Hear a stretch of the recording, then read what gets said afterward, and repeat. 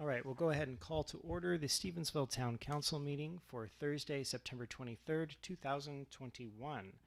Ms. Berthoud, would you please call the roll? Councilmember Allen. Here. Councilmember Devlin. Here. Councilmember Ludington. Here. And Councilmember Wandler. Here. Mayor Dewey. Here. If you'd please rise and join me in the Pledge of Allegiance. I pledge allegiance to the flag of the United States of America and to the republic for which it stands, one nation, under God, indivisible, with liberty and justice for all. All right, thank you very much. At this time, we will open the floor for public comments from citizens on items that are not on tonight's agenda. Is there any public comment this evening? All right, hearing none, we'll move on to Council's next item of business, and that is the approval of minutes. You have before you for approval the August 12th meeting minutes, August 26th Committee of the Whole meeting minutes, and the August 26th meeting minutes.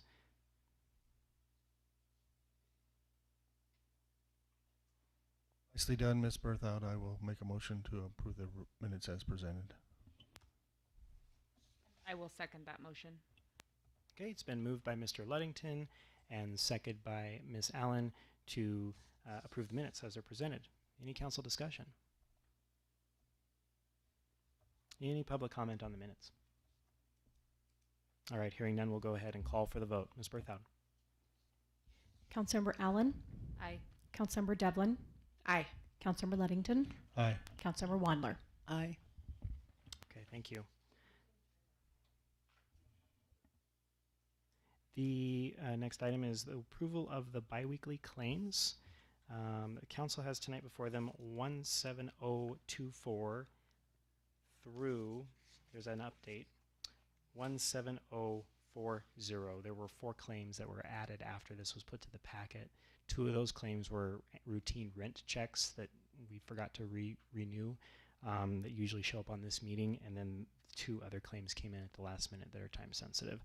So in totality, or I guess in review of those new claims, the first new claim would be the Montana League of Cities and Towns for the annual conference. That's a virtual conference that Ms. Planty and I will attend.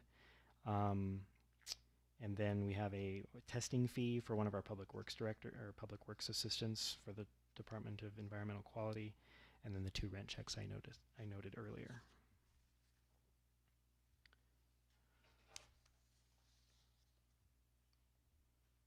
I'll make a motion to approve claims 17024 through 17040. Second. Okay, it's been moved by Ms. Devlin and seconded by Mr. Ludington to approve claims 17024 through 17040. Council discussion? Public comment? Okay. Hearing none, we'll go ahead and call for the vote. Ms. Berthoud. Councilmember Allen. Aye. Councilmember Devlin. Aye. Councilmember Ludington. Aye. And Councilmember Wandler. Aye. Okay, being the second meeting of the month, council does not have any administrative reports to review. There are no guests to recognize this evening. Council did receive a piece of correspondence via email regarding the property sale from Jim Cruz. I'll forego reading it into the record. It is part of the record as it's written. It's been distributed to the council as correspondence. It's quite lengthy, it's misinformed, and I don't want to have to go through that when you have an item on the agenda that addresses that item directly. So we'll move on. Council has no public hearings this evening, so we'll move into unfinished business. Discussion decision on the reconsideration of Resolution 491, adopting a master fee schedule for fiscal year 2022. The council reviewed a fee schedule at your previous meeting last or 2 weeks ago now, and provided feedback upon a failed motion to provide updates to this. So the items in green are on the master fee schedule that we've provided in your packet. Those are items that changed and were part of the original proposal.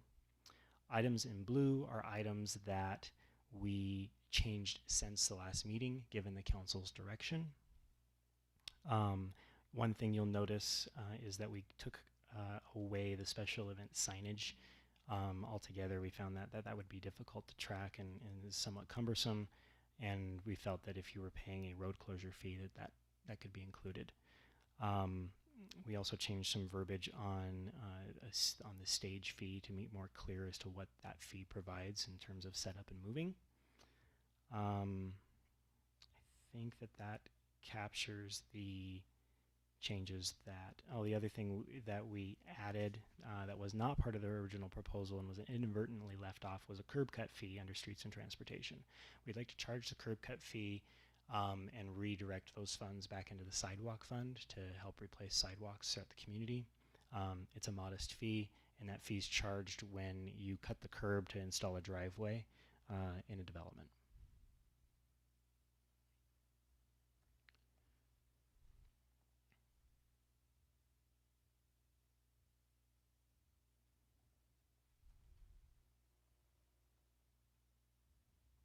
I feel like the changes reflected the feedback that Councilmember Wandler and I gave. I feel like that special event permit fee addresses the size of the event a little bit better, and I like that there's a farmers market event fee to clarify the discussion that we had previously. So I would like to make a motion to adopt the master fee schedule for fiscal year 2022.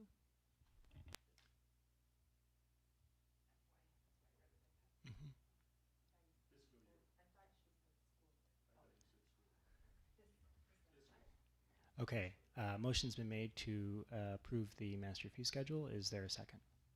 I'll second the motion. Okay, it's been moved by Ms. Allen and seconded by Ms. Wandler to adopt the master fee schedule for fiscal year 2022. Is there any council discussion?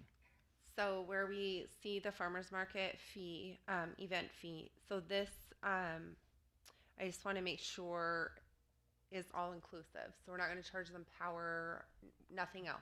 That is Just the $100. fee that farmers market will pay per season. Okay. And then the stage setup, is that going to apply? Who else uses that besides Civic Club usually? We have some church groups that have asked to use it, and some other, when there's a concert or something at the park, they've asked to use it, and we have it available, and so we've made it available to them. Okay. So if an organization comes and says, we'd like to use this stage, we have our own crew who can move it and set it up, that fee is not going to apply. Okay. And that would apply for Civic Club as well, if they have their own person to move it? If the expectation is that town personnel move it and set it, we're going to charge the fee. For that personnel. Yes. Okay. That's what the cost is supposed to cover, is the personnel time to set that structure up. Okay. Any further discussion from council? Okay. Oh, Mr. Ludington. I went on the City of Hamilton's website looking at their fee schedule. It's really hard to find anything on there having to do with use of facilities like their park and recreation and stuff like that. But what I found was pretty much in line. What I found that wasn't in line is our planning and zoning. Some of that stuff is a little bit exorbitant. For instance, we're looking at $1,000 for an annexation application fee, and on here it is, I just saw it, $100. It's $1,000. It's a We annexation review is $1,000. Yeah. we basically took Hamilton's fees Did and ya? plugged them into this schedule. So they should be exact, because from a community development perspective, we're similar, and so that's those fees that are proposed on our schedule should emulate the fees that Hamilton charges because we used them verbatim.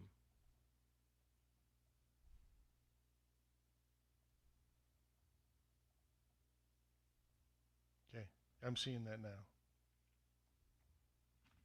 Okay, I'm glad you asked that.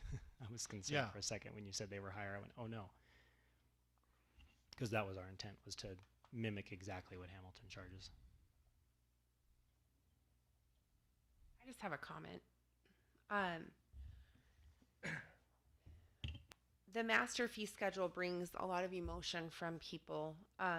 And after our meeting, our last meeting, I was trying to figure out, comparison, kind of like what you were doing. And it dawned on me, like, the perception is that we're recharging somebody for a service that they're already being provided, right?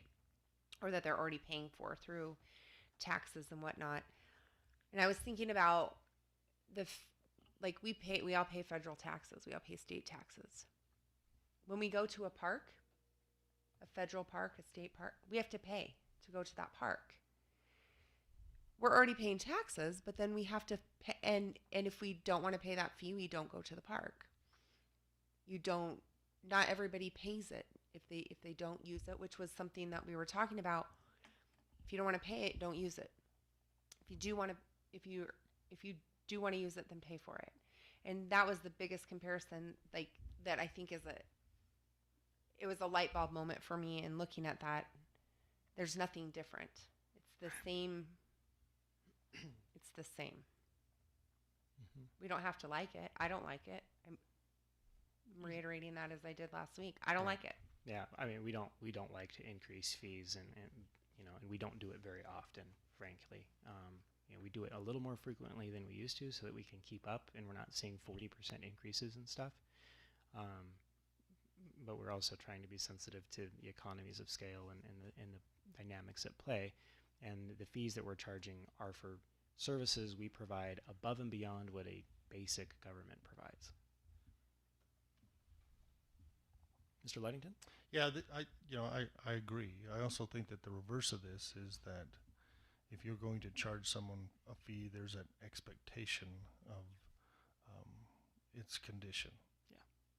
So we have placed upon ourselves these fees, saying that when you want to use the park or when you need to have something done, that we are prepared to do that. That we don't say, oh, wait, we have to find somebody. Oh, wait, we don't have anybody. Oh, wait, we have to hire somebody. Or the parks don't look like they should, or the pavilion's in disrepair, or there's nobody at the swimming pool, or we're not prepared to plow snow, or we don't have anybody who can review your application and look at a floodplain review and do that kind of stuff. So when you charge fees like this, there's an expectation that you can provide that service. So we've put those expectations on ourselves by doing that. Sure. Okay, is there anything further from council on the master fee schedule? Is there any public comment on the master fee schedule? Ms. Howell? Do make sure you turn the microphone on if it's not already. There you go. Thank you. Sure. Just a couple things. The Civic Club met and talked about some things that they wanted to do with money they raised at Creamery Picnic. And two of the items are kind of connected to things that are in the fee schedule. One is the stages, which both are in bad repair, and one is in really bad repair. And the musicians, well, the last group of musicians, they decided to only put one person on the stage and put everybody else on the ground in front of the stage because they were that concerned about falling through.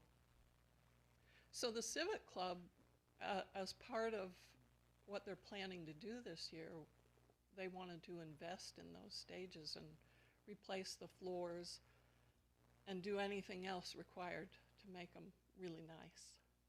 I talked to the mayor a little bit about it because we think that well, we know for sure that one stage actually belongs to the Civic Club, and then the other one possibly did belong to the Civic Club. It's so old nobody remembers, but so I just think that I wanted to bring that up because we want to make those stages better and hope that that would be considered when we're getting our special permits and paying fees for different things. The other part of that are the electric panels because, and we've talked about this too, the Civic Club wants to invest in an upgrade at the park because over the years the food vendors have changed from nonprofit groups to commercial vendors that have big fancy food trucks that take a lot of power. And so, you know, I'm not asking for anything in particular tonight, but I just want you all to be aware that the Civic Club wants to invest in the infrastructure that belongs to the town and that we use and that all of us benefit from because money that the Civic Club raises goes back into the community. We're not taking that money and using it for anything else that doesn't benefit the community. So I just think it's important for, you know, I totaled up all the fees, just a quick total at the last meeting, and I don't know what's changed, but it was going to be, I think, around maybe $1,500 for Civic Club to put on Creamery Picnic. With, you know, the fees would be about that, which is a big jump over what we have paid. And, like I said, we're only doing it to benefit. It's a circle, which I said last time. It's just a big circle. So, something to keep in mind. So the Civic Club any more public comment? Sorry. I don't think there is any further public comment. So the Civic Club owns one, possibly two of the stages, but they're like, does the town houses it or? They're stored on our property down at the sewer plant, yeah. Okay. They always have been.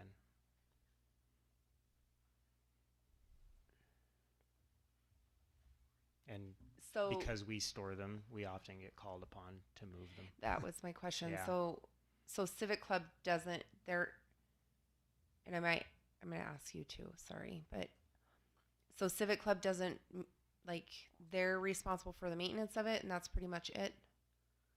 You know, I think responsibility, I don't know, but, and I think Brandon has a great point that all the work regarding the stage Mm-hmm. is done by town employees. They do the heavy lifting on that.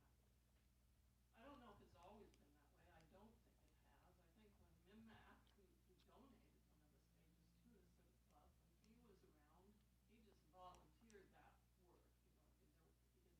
You know, he didn't. You just made it happen. He just did it. And you know, you do that a lot too. Right. You do that. Mm-hmm. You do that. But then this year, a lot of town employees that were, you know, on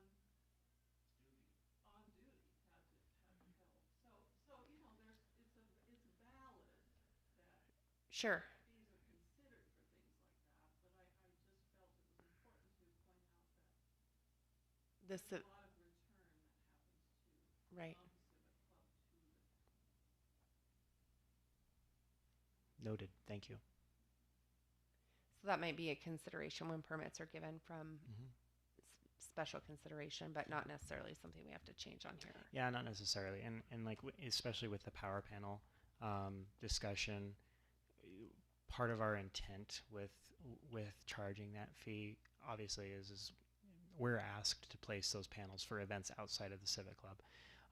You know, Creamery Picnic, that kind of runs itself, but our intent was to hopefully return some of that money that we receive for power panel fees to track it and invest that into the power infrastructure that's on 3rd Street on both the east and west ends. It's severely lacking. I think that Western Days poses a lot of problems.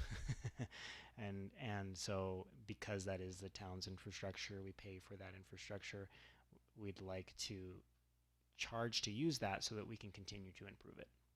Because anybody who holds an event on 3rd, whether it's on the east side or the west side, could benefit from that. And we've designed that, you know, when we talk about the streetscape project on West 3rd, that incorporates power upgrades for events.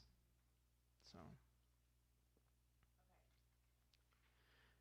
further public comment, last call. Any further council discussion? All right, hearing none, we'll go ahead and call for the vote on the motion to approve. Ms. Berthoud. Councilmember Allen, Aye.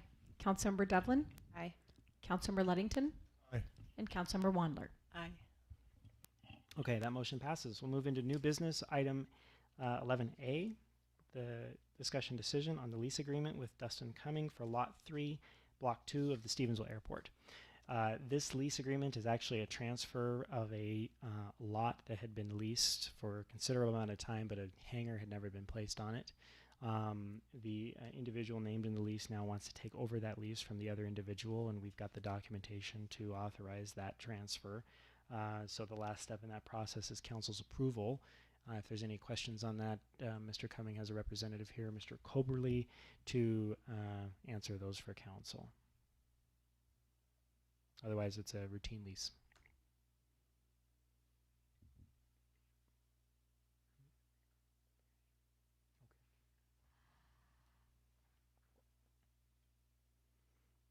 Is there a motion to approve?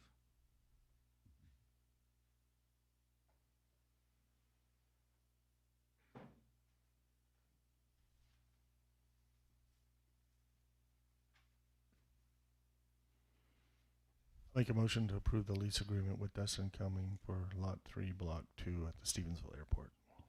Is there a second? I'll second the motion. Okay, it's been moved by Mr. Ludington and second by Ms. Wandler to approve the lease agreement with Dustin Cumming for Lot 3, Block 2 of the Stevensville Airport. Council discussion?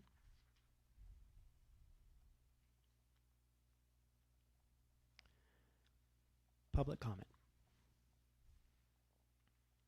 All right, hearing none, we'll go ahead and call for the vote. Ms. Berthoud. Councilmember Allen, Aye. Councilmember Devlin, Aye. Councilmember Ludington, Councilmember Wandler. Aye.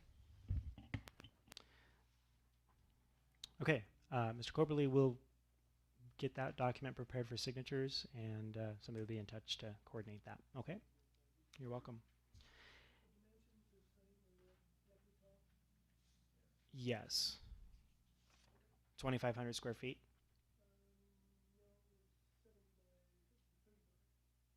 So 3,000? Oh, excuse me. So 3,500 square feet? Okay.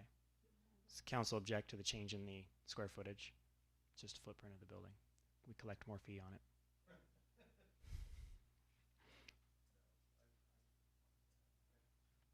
lease looks standard to me, and I think it's 2,500 square feet is the standard size, but this is bigger. That lot is bigger. Okay.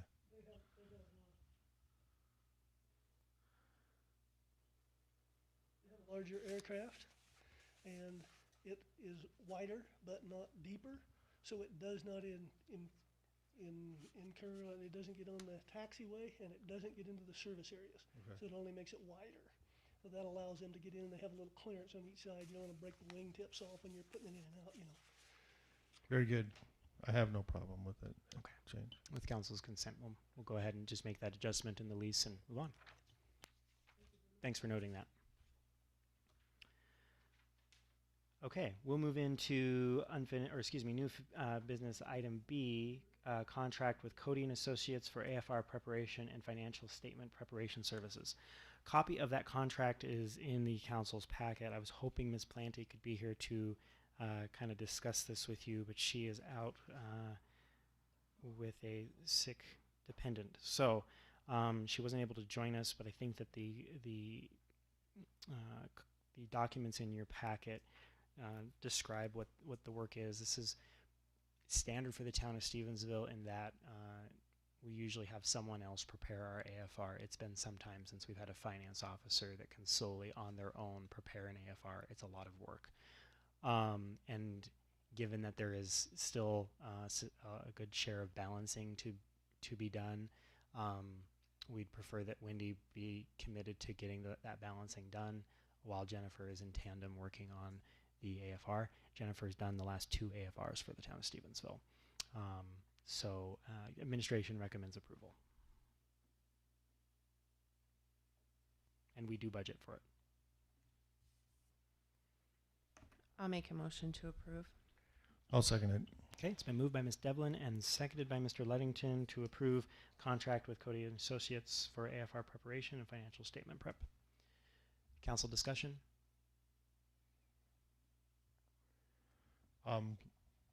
Looking at the last couple paragraphs, option for additional work. Is it possible to get a little explanation on that? I will no longer be available for review or other attestation work since I am no longer independent with respect to the town of Stevensville. Do you remember when there was a conversation about attest services and when auditors did their entry and they asked if it was going to be me or Wendy? I think that's what she's referring to, where she can't independently attest to our accounting because she has her hands on it, and so she's not comfortable doing that. It's interesting because actually where Wendy's from in Alaska, it's not an issue, right? But in Montana, you're prohibited from doing that. The accountant who's working on your books cannot be the same firm auditing you and attesting to that type of thing. So that's, I think, what she's speaking to.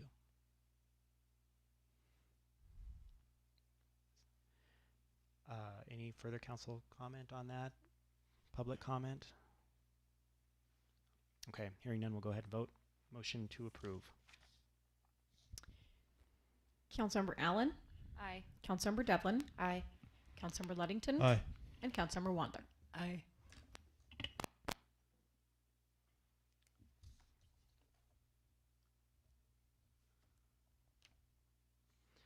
Okay, council's next item of business is new business item C, discussion decision on resolution 492 approving a petition to annex and annexing land into the town of Stevensville. The town received a petition to annex for a piece of property on Park Avenue that is not currently annexed, obviously. But we received that petition to annex back in June. We required some additional paperwork, and so that's why this is coming before you somewhat later. He was able to pull that paperwork together with the site plan that you see in the packet. Under Montana's annexation laws, when someone petitions to annex in, it's a bit different than when we ask someone to annex. It's a lot more expedited. This address is 607 Park Avenue.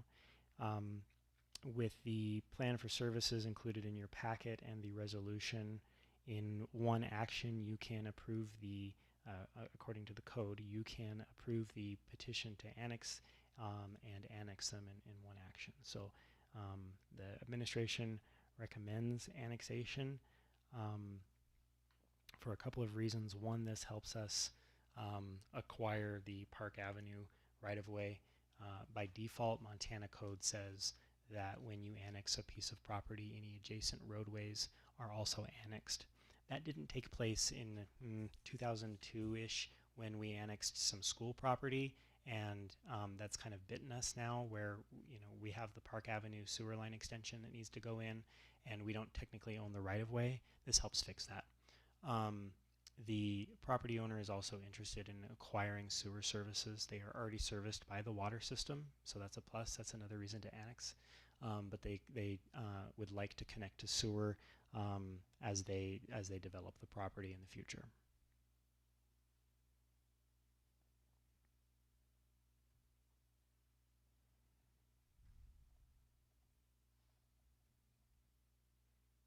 I'll make a motion to approve resolution number 492. Is there a second? Second.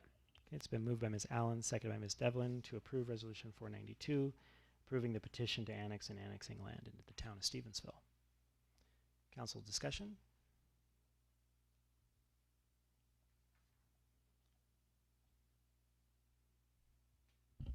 Mr. Luddington. Yeah, and I've looked this over and trying to put this together in my head as to what Mr. Nisley wants to try to do, and I think that we're going to have some. Well, we're going to have to do some more work with the public and adjacent homeowners before we decide on what the zoning is going to be. And there is no proviso in this resolution to provide for zoning. So that is something that we're going to have to look into. I know that we're going to get some feedback from the neighbors about apartments. So the zoning is currently R1, R2, and the reason /R2. right. So it's a hybrid zone. You pick and you get to run with whatever you want to do, which is interesting as a concept.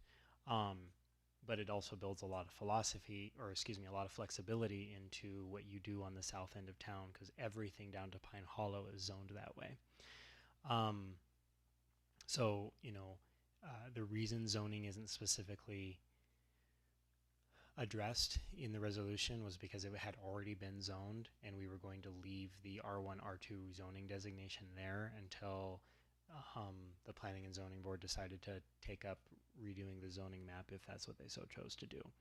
Because the reality is, whether he's annexed or not, the zoning still applies. The zoning's still there. He's still in the donut, so he still has to comply with zoning no matter what, if he's annexed or not.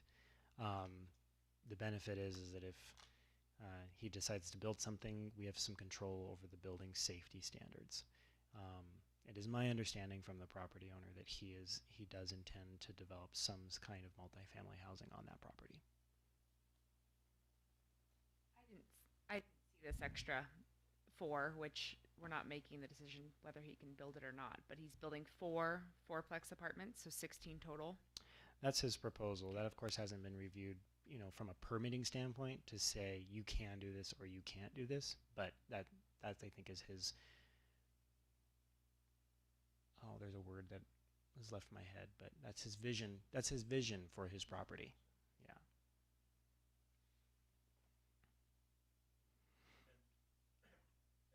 And that property does, the west end of that property does abut the George Smith subdivision area in Dayton. 6th and Dayton Addition. I'm sorry, Dayton Addition, 6th and 7th Street, or 7th. Is it 8th and It's probably close to like 7th, 8th. 7th and 8th Street. So those people on that end of that on the east end of those streets are going to be impacted. Is there any further council discussion? Is there any public comment? Okay. Hearing none, we'll go ahead and call for the vote on approval of Resolution 492. Ms. Berthoud. Councilmember Allen, Aye. Councilmember Devlin, Aye. Councilmember Luddington, Aye. and Councilmember Wandler. Aye. Okay, the motion passes unanimously. We'll move on to item D, is Resolution 493, declaring the second Monday of October as Indigenous Peoples Day in the town of Stevensville, and encouraging other institutions to recognize this day in honor of the Indigenous people who traditionally lived in the area. There isn't a whole lot of explanation, candidly, to go along with this. I think that the resolution speaks for itself. Stevensville being the community it is, it's taken us a while to kind of catch up with the times of surrounding communities and other areas in addressing what Indigenous Peoples Day is compared to Columbus Day. So with that, given that the second Monday of October is quickly approaching us, we went ahead and brought this business forward for council's consideration. I'll make a motion to approve resolution number 494. 493. Sorry. Yeah, sorry. And I'll 493. second that I'm on motion. the wrong thing. Okay, Ms. Devlin has told moved to approve resolution 493, and Ms. Allen has seconded it. Is there any council discussion? Is there any public comment? Okay, hearing none, we'll go ahead and call for the vote. Ms. Berthoud. Councilmember Allen, Aye. Councilmember Devlin, Aye. Councilmember Ludington, Aye. and Councilmember Wandler. Aye. Next, we have Resolution 494. Amending the wages and compensation of elected and appointed officers and all employees of the town of Stevensville for fiscal year 21-22 and establishing an effective date for wages and compensation. There was a hiccup and misunderstanding between the administration and the fire department head, the fire chief, Chief Motley, in what intent was regarding honorariums. It became somewhat of a contentious and volatile situation. In order to restore equality in what honorariums mean for the town of Stevensville, we've gone back to the philosophy that regardless of the position you hold, an honorarium is simply a thank you for holding that position. It is not commensurate with the duty or responsibility you have, and so we are adjusting the original honorarium that was adopted for the fiscal year 22 budget. For the assistant fire chief, it was lowered down to, I think, 1.25, and we've raised that back up to $250. All honorariums under this would be the same regardless of duties and responsibility.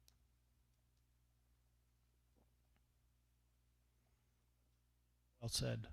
With that, I will move to approve Resolution 494. Second. Okay, it's been moved by Mr. Ludington and seconded by Ms. Devlin to approve Resolution 494. Council discussion?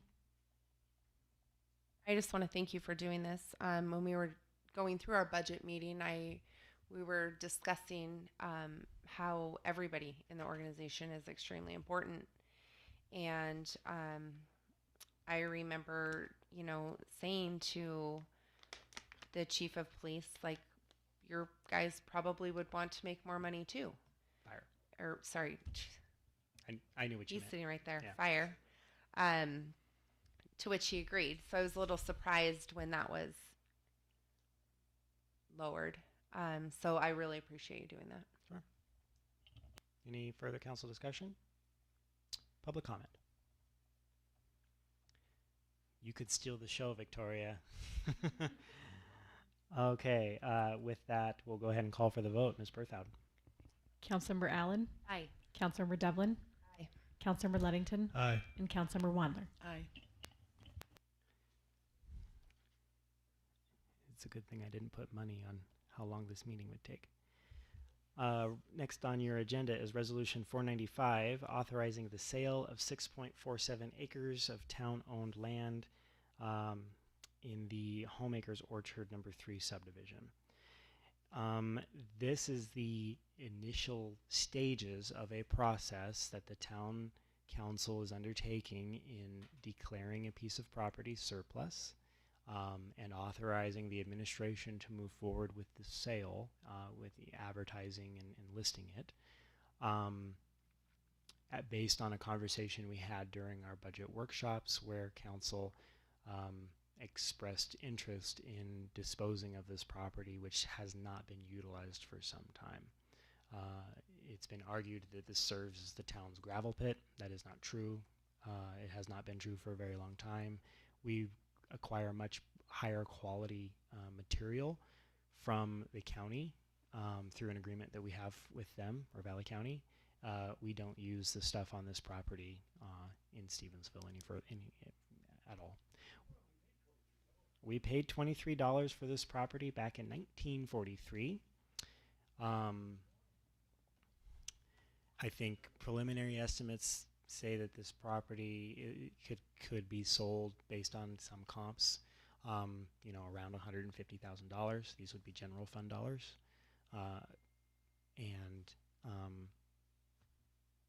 basically, contrary to the correspondence you received, this is the opportunity for the public to weigh in on whether this property is surplus. I have not made that decision for you. You would make that decision by approving this resolution, and then you would authorize us to go forward and get it listed. Once it's listed and we receive an offer, then we would come back to the council to get your consent as to whether that offer is acceptable or not, and go from there. Hopefully get rid of a piece of property that we don't maintain, candidly, I don't even know if we have a key to it. So, being as that it says in the resolution 6.47 acres, and in the legal description it says containing 5 acres more or less. So are we gonna? We're probably gonna need to do a survey and a pin location to make sure that we're not dealing with someone else's property adjacently. Correct. We will survey the property. There's some dispute in the legal description. The 5 acres more or less comes from the deed. Where the land described, when you look at the second whereas on the resolution in the recitals, Homeacres Orchard number 3, section 13, township 8 north, etc., etc. That is the legal description out of cadastral. So that is the modern version. I don't think in 1943 they had a computer to tell them exactly the acreage. So of course, we always like to see landowners within the town limits get a survey before they transfer property. We always encourage that. We would like to abide by that same practice and have the property surveyed ourselves, just so we know exactly what we're dealing with. So we would go through the routine process that anyone else would to dispose of the property. And I can tell you that that will cost way more than $23. Yes. We just had a survey done in Father River Valley Park. $250? Yeah. He set a couple caps for us. So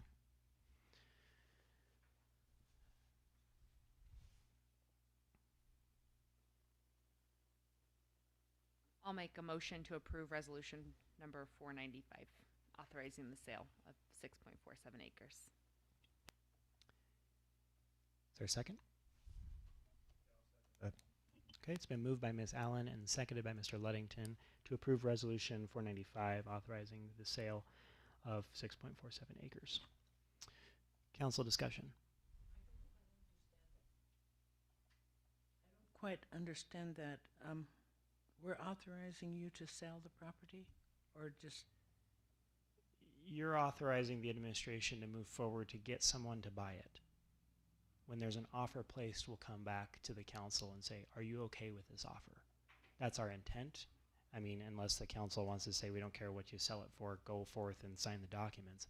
I don't think that that's necessarily what you want to do. I don't think that's the public's expectation. I think what we want to do is get it listed, see what comes out of it, and then come back to council and say, we have this offer on the property. Will you accept it on behalf of the community? I had a discussion in my response to someone that I talked to a prior city owner, and they said they were not able to use the gravel from there because of the quality of it. It's poor So quality. It's of no use to us, and we haven't used it for life ever. Yeah, when I spoke about this property with the former Public Works Director, George Thomas, about 2 or 3 years ago, and that was when we started having conversations about the possibility of surplusing this land.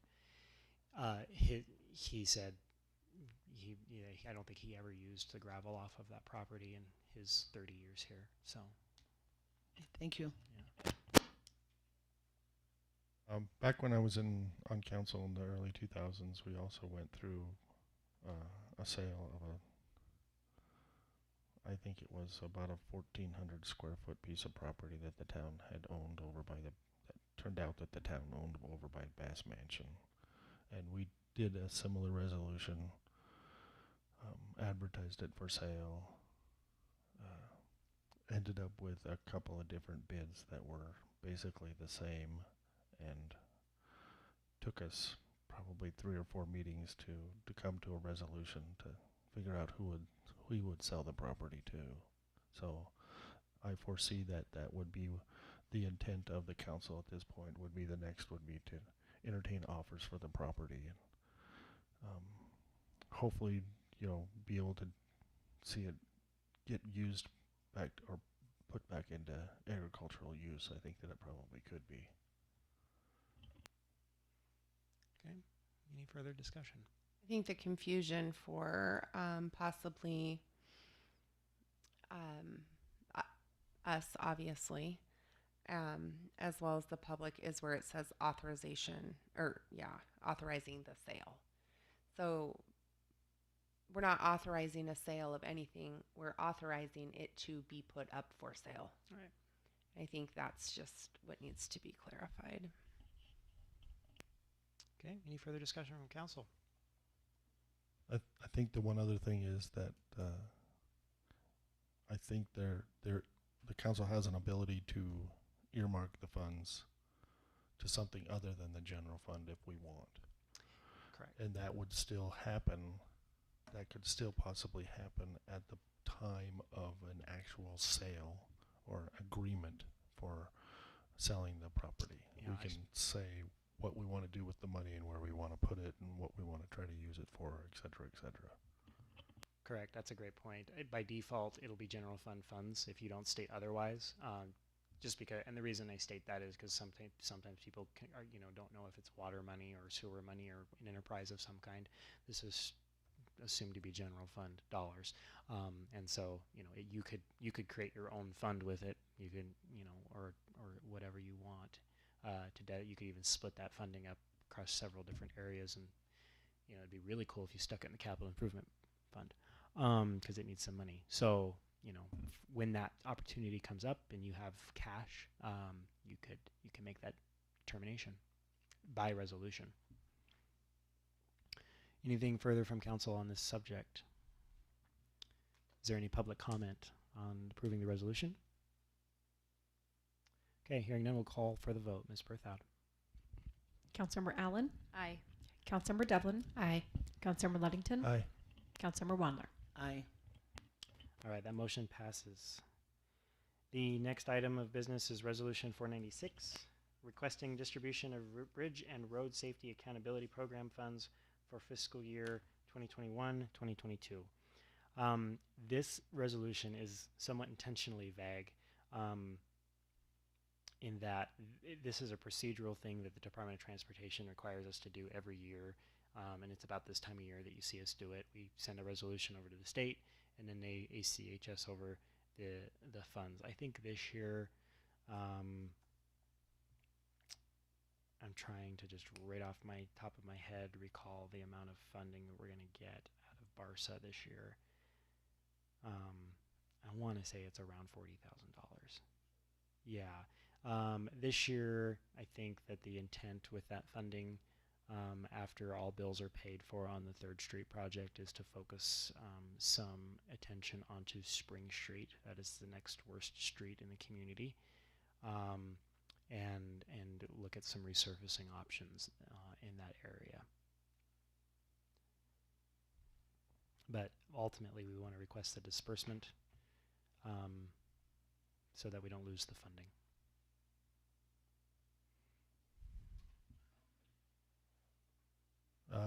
Third to the last paragraph. Now, therefore, it be resolved by the town of council of the town of Stevensville that the fiscal year 2019-2020 distribution of its share. 2021-2022. Okay.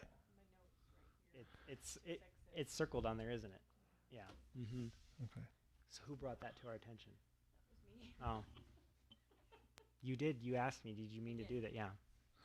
I will. That's a correction. With that correction, I will make a motion to approve Resolution 496.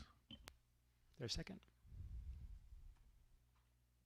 Motion. Okay, it's been moved by Mr. Ludington and seconded by Ms. Wandler to approve Resolution 496, requesting the distribution of BARSA funds from the state of Montana. Council discussion? Public comment? All right. Hearing none, we'll go ahead and call for the vote. Ms. Berthoud. Councilmember Allen, Aye. Councilmember Devlin, Aye. Councilmember Ludington, Aye. Councilmember Wandler. Aye. Okay, that concludes the business portion of the agenda this evening. I'll keep my executive report brief since we're here in record time. The only one thing I wanted to help clarify in the executive report for the community was there's a lot of discussion or rhetoric out there about our switching our water bills over to the new billing system through BDS, billing document specialists. And there's this idea being shared falsely that it's costing us more money to outsource those bills. And the fact of the matter is it's not costing us more money. In fact, it's resulting in a cost savings to the town because those individuals who sign up for paperless billing, which we have, I think, just under a dozen of, and counting, right? Those folks are not costing us but more than a penny to provide that service to. We don't have to pay for a stamp. We don't have to pay for an envelope. We don't have to pay for a statement. Those people who do use a paper statement, on average, that costs us about 63 cents a statement per month to send out per customer. So we send out about 900 statements a month, just a little shy of that, and that's dwindling now because people are taking advantage of paperless billing. So this idea costs us more money is not true. We're actually saving money, and we're offering more service because you can now more effectively pay your bill online. You can sign up for auto ACH. You can do all those services that people have been begging us for the last decade that we've not provided, that we now provide. There are convenience fees attached to some of those, but by the time you paid one of our employees to stand at the copy machine, which is on its last leg because we've run 10 years worth of bills every month through that machine already, and it's ready to die on us. So you pay for the ink that goes through that machine, the paper that goes through that machine, the staff time to break up the bills, and the postage that we pay the post office. The reason we switched was because it was cheaper. We didn't switch to something to cost us more money. That's a really stupid concept. So I just want to clarify that on the community's behalf that, if you sign up for paperless billing, there's a good chance that we can continue to manage your rates so that they don't increase, because it will save us 60 cents that we don't have to send every month, and they just charge us a penny to make that statement available online. So otherwise, we mentioned earlier the League of Cities and Towns Conference is coming up. That has been moved virtual. So Wendy and I have already registered to attend that event. Oftentimes what happens is other staff attend with me because it's virtual, so I kind of just throw it up on the screen and it's going on in the background and people can come watch it, and we save some money there. Hopefully League's not watching. The National League of Cities Conference that was to be held in Salt Lake City, that has been moved virtual as well. So we had some heavy travel money in our budget this year, and that will not be spent. That's encouraging, because I'm not going to travel to Salt Lake City to sit in a hotel room and watch a conference virtually. As fun as that would be, no, I'm a good steward of our financial resources. I'm not going to do that. No, not that it was a question, I would. So just know that those travel plans have changed and those things are virtual. And oftentimes when things are offered at a virtual conference, they're a bit cheaper in terms of registration. If there are education opportunities that the council would like to pursue, either of those conferences or other opportunities that you stumble across that would help you in your position, there is a training budget available for the council to utilize for those endeavors. If for some reason you don't think you want to go down that road, but you also want to consider some sort of training for the council, whether it be in 2021 or down the road in 2022, depending on how the election shakes out, we could also use some of that funding to bring training in-house if we need to. So just know that that's available. I won't bore you with that any further. I think that concludes what I need to absolutely cover in the executive report. So barring any questions from council, I'll turn it over to the council comments. Okay, no comments. Ms. Wandler has a question. No, I had a question concerning the first part of your report, and I don't remember what the question was. The water bills? Yes, I don't think everybody knows that they can go to paperless. Yes, There was some way we and I can think we're gonna kind of develop a campaign to push some of that information out now that we're more familiar with the system, because the reality was we had to learn it kind of at the same time our citizens did. We knew a lot about the back end, but we were still getting into it. So we even kind of created some dummy accounts with the town's bills that are zero, so we could better get an idea of that. So yeah, we're going to push some information out. It'll likely show up on your paper bill in the bottom section where there's that statement, so that people can kind of get an idea of how to go paperless. And Did it? Yeah, we'll continue to push that. Yeah, for sure. The last thing on, since you don't have any comments and it just popped into my head when you said something about the water bills, you can expect a revised draft of the preliminary engineering report to come before the council, hoping at the end of October. I don't think the middle of October meeting will be reasonable, but the end of October I think is a good goal to reach for. In looking at where we qualified for ARPA funding on infrastructure, specifically on the tank project that we proposed, and reanalyzing what other projects were competitive, we anticipate a second round of funding to come available.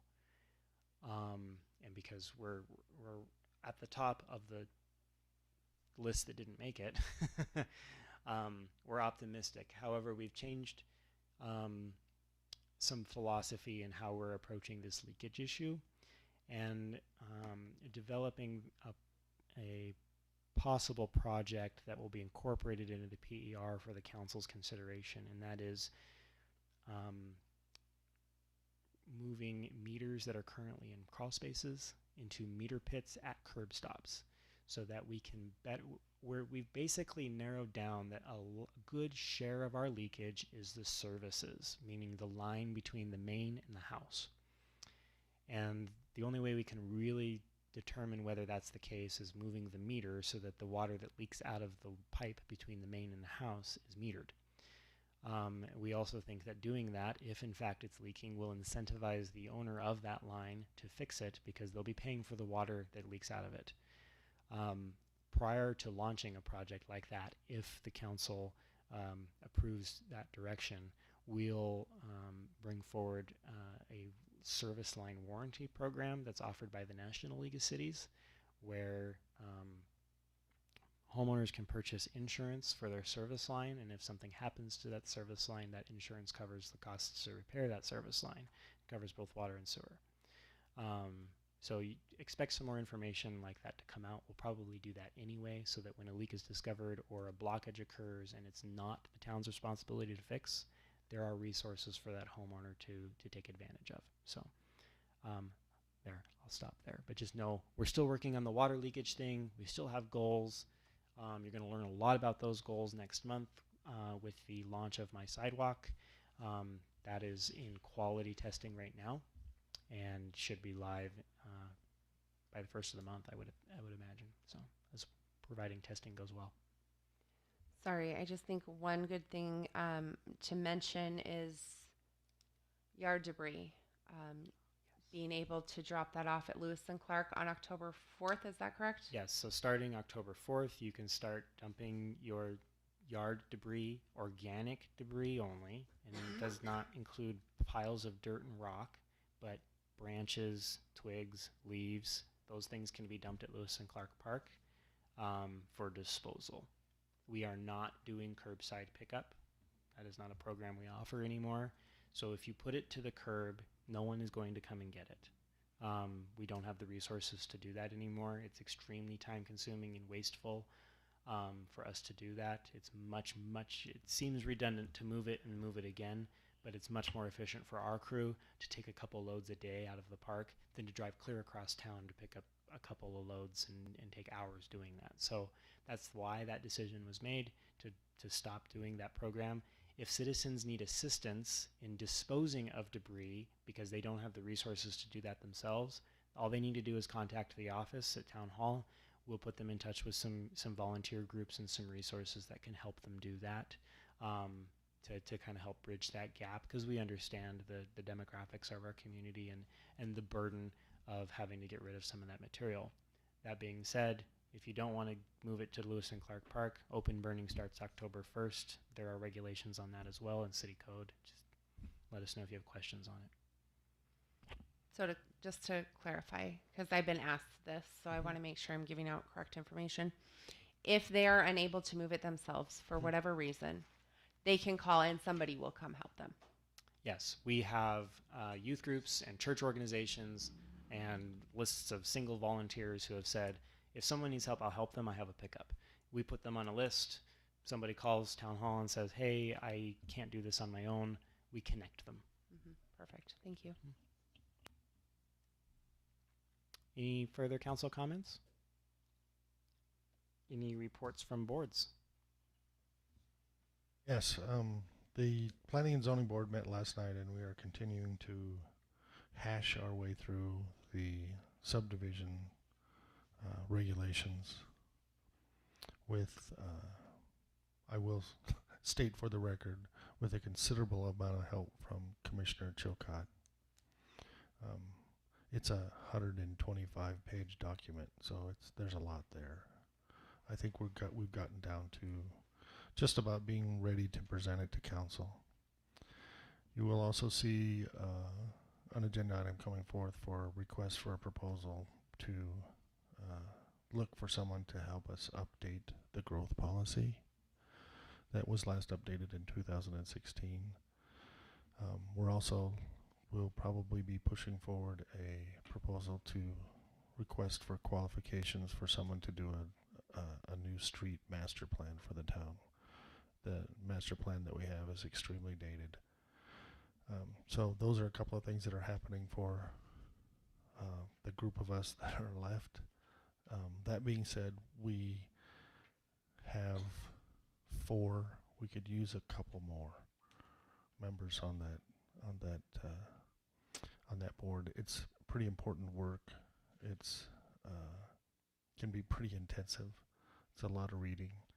It's a lot of trying to communicate our beliefs on property and regulation, which is always, in my opinion, is an interesting debate. It's nice to be able to talk about that kind of stuff, about what we think people should be responsible for and how private property rights affect that. So we're continuing to move forward. We have a work plan. We're trying to work it as best we can, but we could use a couple more members on the board. I knew you'd be excited about those projects, yeah. Okay, any other board reports? Ms. Wandler? Met with the airport board, and they didn't have a quorum, so they weren't able to vote on anything. There's another plan for one of the hangars. They want to add a 5 by 10 foot slab and a 5 by 6 foot slab to for their heating and cooling facilities. But I think Greg was going to talk about it tonight, but Okay. that's in the making. Okay. Yes, the Cummings that are buying that lease are going to be an asset to this community. But there wasn't a quorum, so we talked. Okay. With that, we'll go ahead and adjourn. Thanks for your time this evening, and we'll see you in a week for a bid opening at Town Hall. It's real quick. We'll be in and out, 10 minutes. Yep. And then following that, we have a break of 2 weeks between meetings. Yep, September 30th for that bid opening. Outside of that, you don't have anything else special planned, although you'll be hearing me inquire soon about maybe a special workshop to go through the capital improvement budget. That's the next kind of big shove. Capital improvement plan, rather, not necessarily the budget, although they are one and the same. But we do need to update the capital improvement plan for general assets. So that'll be the next big push you hear from us. Outside of that, thanks for your time this evening. Thank you.